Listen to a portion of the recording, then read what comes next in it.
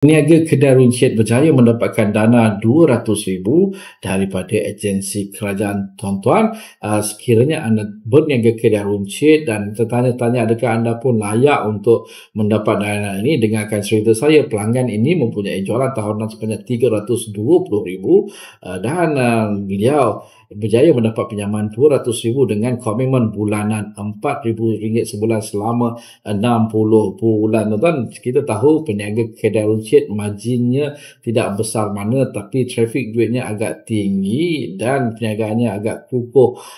Kerana tuan-tuan, perniagaan ini bukan perniagaan bermusim. Setiap hari orang akan datang membeli barangan runcit anda, dan orang meniaga kedai runcit harus diingat kebiasaannya anda perlu ada PBT lesen, SSM dan akaun untung rugi syarikat. Akaun bank syarikat juga tuan-tuan.